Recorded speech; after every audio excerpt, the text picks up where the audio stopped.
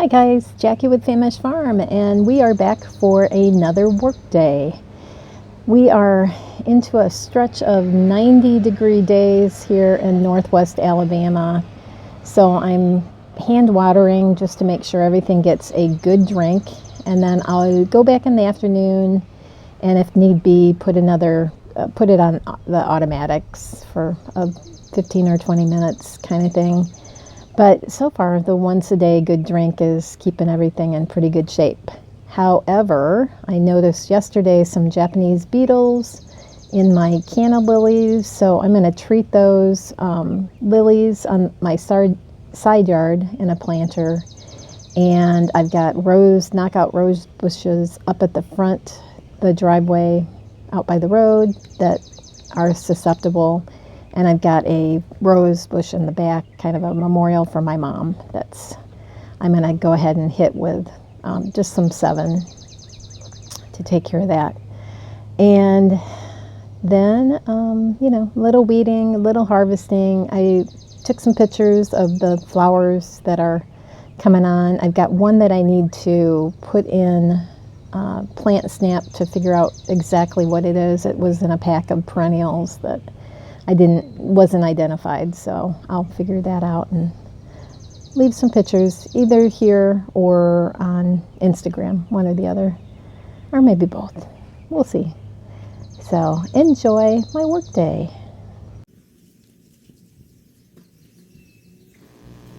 So this is my little spray bottle of 7 that I'm spraying for the Japanese beetles. And this planter was put together by the previous owner. They did a nice job on it. It's got good landscape fabric in it and red lava rock on top. The canna lilies, obviously the big tall tropical looking lilies on either end. And then the silvery plant in the center is Russian sage. And then there's big stands of monkey grass or liriope all over. And I'm watering. I have put in this year hostas, 4 hostas and a couple hydrangeas that are kind of right now hidden behind the silvery Russian sage there. But I am going to water those in during the 90 degrees just because they have not had a chance to get established. The rest are on their own. And then I am still gimping. You'll notice I'm not in a cam boot because I told the doctor that I would tippy-toe walk when I'm outside and be very careful. Probably was not his favorite response, but I just can't handle cam boots. But I'm hobbling up to the front here, and I'm going to do the same thing I just did with the rose bushes. They're knockout roses on either end of the driveway, and give them a spritz of 7 dust. And on the way back, it was garbage day. I'll go ahead and roll the trash can back and put it up at the house too. This is our 3rd summer on this new property, and we have always supplemental watered if we've added new plantings. And this is the first year that I'm really worried that I may have to supplemental water lots more than that because of the prolonged 90-degree stretch here. In the previous years, we definitely have hit mid-90s, upper 90s, but it lasts for a few days and then it's back down, 10, 15 degrees cooler. So I guess we're just going to have to play this by ear and, definitely plan on extra water for the new plantings and the vegetable garden. And we'll just have to see how the existing landscape handles this prolonged heat. These we planted last year, these elephant ears, and this is Rod's request. He wants a huge stand of elephant ears. And unfortunately, I'm not great about removing bulbs in the wintertime, so these overwintered in the ground with no problem, thanks to our somewhat mild climate up here. We did reach -7 this year, but we mulched these pretty good and it seemed like they did okay. So I'm still babying these because I want them to grow big and beautiful for my husband. And this is the planter on the north side of the house, north facing west. And the previous owner did this huge planter and then had 2 boxwoods and that tall tree at the back. I can't remember what that's called. And a couple of liriope. And what we did is last year, and actually some this year, on both planters at the front door, we transplanted some of this liriope or monkey grass. And then I've planted some perennials from seeds on both sides. And when we moved in, I added some peony plants, which in the very foreground, you can just see the top of that plant. I posted pictures of that flowering for the first time early in the summer. But I am going to give the newly planted liriope here, you'll see I'm shooting water on those just because they've not been in the ground yet, just a couple months. And so we'll give those an assist. And then I also go ahead and, well, here I'm going to fix this landscape light that my dog tips over when she walks herself around the front yard. But I'll probably also give the peonies and these perennials as I come around the corner. I'll give those a shot too. Now, I did add some Russian sage in the back corner. I planted some zinnia annuals over on that side, which you cannot see yet. They're just starting to flower. And then these perennials that I'm coming up to are very small, but I'm hoping they survive. I probably need to give those some fertilizer too. I have not fertilized them as of yet, so that's something that I need to put on my work list. These green pots at the front of the house have Shasta daisies in them that I've grown from seed. They too have not started flowering yet, so I'm definitely going to keep those well watered. And then as I move the hose over by the walkway, that is the row of monkey grass that I put in last fall. I divided it from a couple humongous monkey grass plants that had not been divided in forever, I'm guessing. Now I'm also going to try, this hose is not quite long enough to reach my new perennial plants that I've grown from seed. So I am eventually going to figure out that it's just not going to be adequate watering. So although I attempt it with this hose, I will kind of backtrack and fill up my watering cans and then hit those as I leave the area. I am such a creature of habit. This hose has been in the same place, obviously since we moved here, but it had a longer hose on it that fit over to the other side of the house. And I just keep trying to water that way when it obviously is not working. So go forward a week and I've discovered that the hose on the back side of the house will actually water this south side planter, and I can water my citrus trees and my grapevine and then just walk another 10-15 feet and voila, there is the planter that you're looking at right now on the south end. As I roll my cart up here on the left side, I've got some bird baths and some concrete pieces that are kind of architectural looking that actually catch the overflow from the gutters when we have our real torrential rains, and they just help the mulch from washing away. And now I'm watering in the back there. That's the 7 dahlias that I've grown from seed, and then there a little patch of annuals that I put in. And then as I move to the front of the planter, I've got 4 rows of 4 or 5 plants in each row, and these are perennials that I grew from seed. They are little tiny, stunted. I don't know that they'll do anything, but I'm going to keep this little patch here really well weeded, and I'm going to go ahead and water through, whatever it takes just to see if I can get these to grow from seed. And obviously the boxwood there on the left is, I've written it down already on a work list, that definitely needs to be trimmed. I quick trim these in the early spring, but that one definitely is putting on a bunch of growth. It just needs to be trimmed up. And then these tall perennials over on the right side are also grown from seed. And I think it's calendula, and I'm not sure what that purple and white flower is. I'll flash a picture up if anybody knows. Let me know.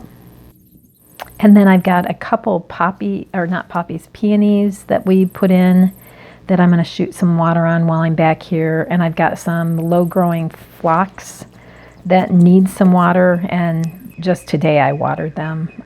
It's really the first day. So early last summer, there were daylilies popping up all over the place in this property. And so I have kind of congregated them all into this area, and they really love it. So this is the second full year that they're going to be in this spot. And in previous years, they have bloomed beautifully. And then last year, they got hit with some massive wind that kind of set them down. And then it did get pretty hot, and I did not supplement or water them. So this year, I would really like to see them all flower. So I'm gonna baby them.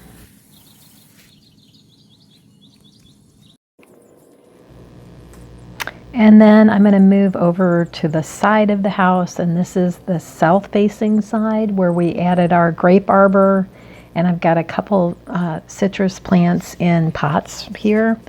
So I'm definitely going to give these guys supplemental water, and I actually come back later because I forget to fertilize them. I should have done that right now, so I will come back later. I'm doing fish emulsion this time, and we'll see how that does.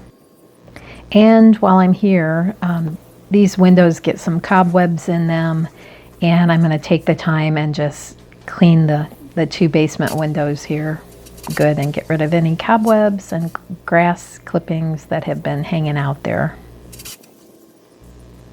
Now, as I roll by my rain barrels here, all of the rain barrels are empty except the second one from the left still has a little bit, maybe it's a quarter full, so I am just about out of my rain barrel water. The planter ahead that Tilly Dog is playing around, that is her favorite hunting ground for toads and lizards and skinks and whatever she can find.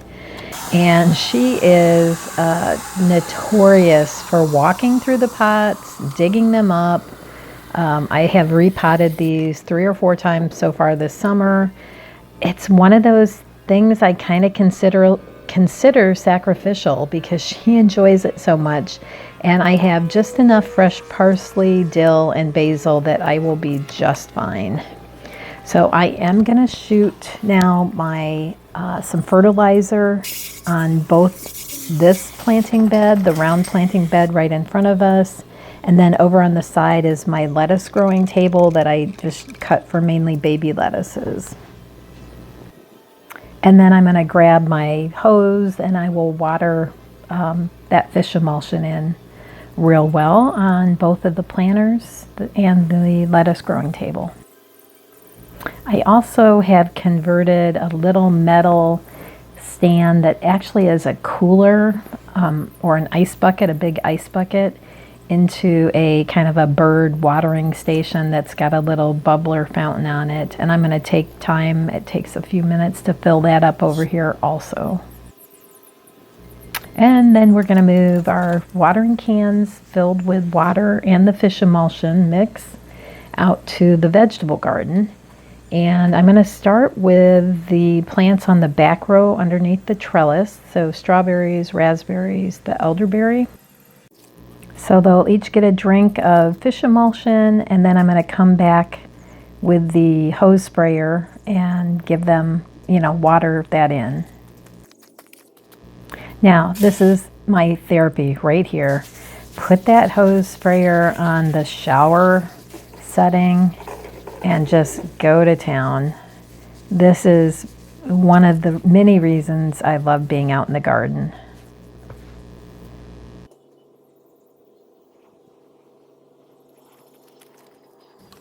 And our first planter here is carrots and onions, where I'm watering now. Then there's kidney beans, and then in the back of that planter is a acorn squash that has, I believe, 3 acorn squashes on it right now. and it's still blooming, so who knows how many we'll get. In the back there, I've got a pole bean, a tomatillo, and a lettuce. And down in this planter, I have a big empty spot, a marigold, and some black beans. And behind it, the cucumber. There's some snow peas that are not doing great, and a zucchini on both sides. Now, in that same planter are my volunteer tomatoes that are taking off, and I finally, just a couple days ago, got them strung up, but probably too late because I think we had 5 strings that we had to put up, 4 or 5, because I didn't get the suckers cut off soon enough. And then back with the hose sprayer set on shower, and we'll just get that all watered in nicely. Now, this is my first year using fish emulsion, and I was warned about the smell. Honestly, it's no big deal. Once you get it watered in, maybe for a couple hours you might smell it, but it goes away. It's not a big deal at all. And if it works like everybody says, yay. Poor nasturtiums, the one right there that you can see is okay. The one that I'm close to watering right now is totally yellow. It doesn't seem to respond to less water, more water. I'm just not sure what's going on. So we'll give those a drink too of the fertilizer and see if that helps. Now, this planter has an acorn squash that came up. This is the peanut planter with a marigold in the center, and I planted some carrots also.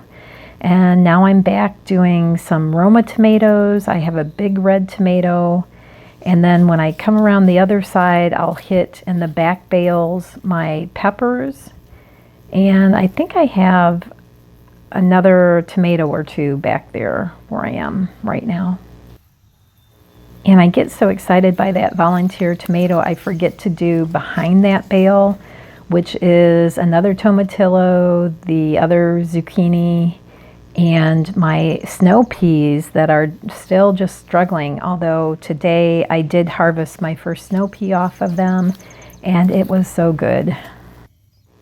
And off camera to the right, I'm watering my sweet corn, my 2 melons, and a pumpkin that I recently put in. That's fertilizer, not watering yet. Now we water in. So I'll come back with the hose sprayer set on shower and get this fish emulsion watered into these planters and the straw bales in the back.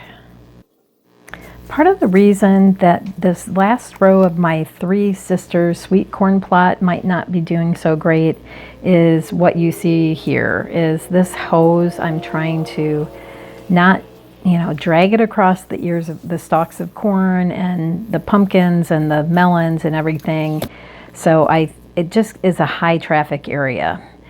Now I'm going to head back over to the hose and the fish emulsion and refill these 3 watering cans so I can get the corn and the blueberries, the strawberries, and the tomatoes planted behind them, all fertilized with their dose of fish emulsion.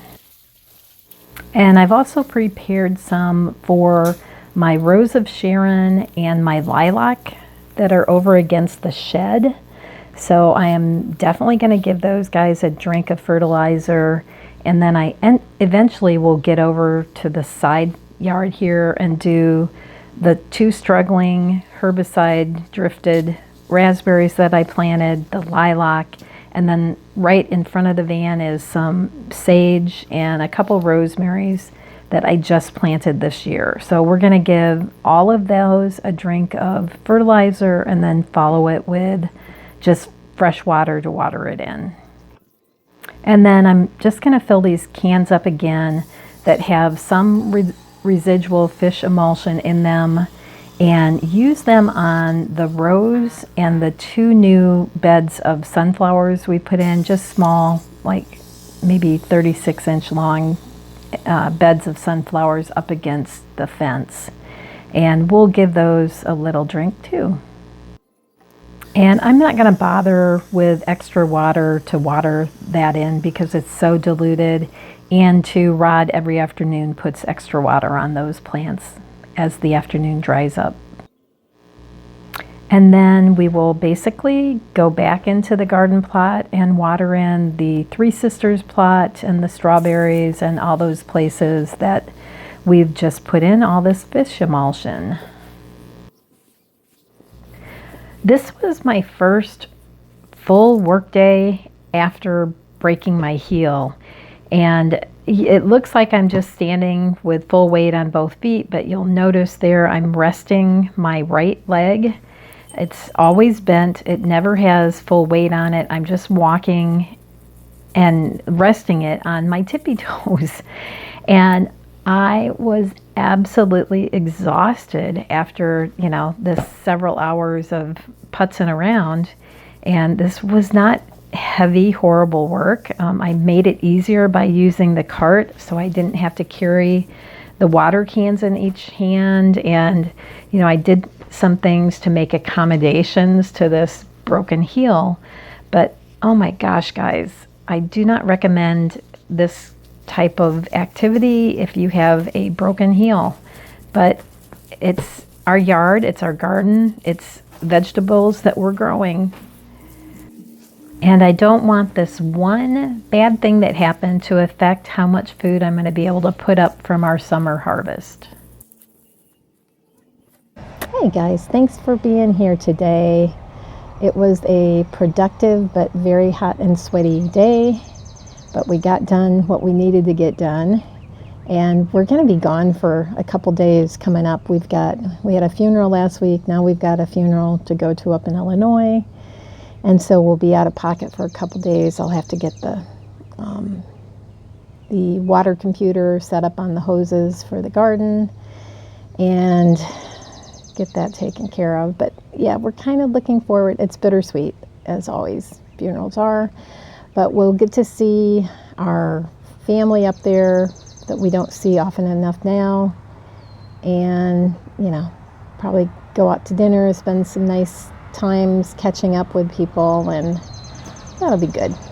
So anyway, we'll be back. We've got some videos stockpiled, so we'll keep you. Here comes Tilly Dog. Hi Tilly Dog, are you trapped? Is your dad with you? Is he coming? Oh, are you stuck?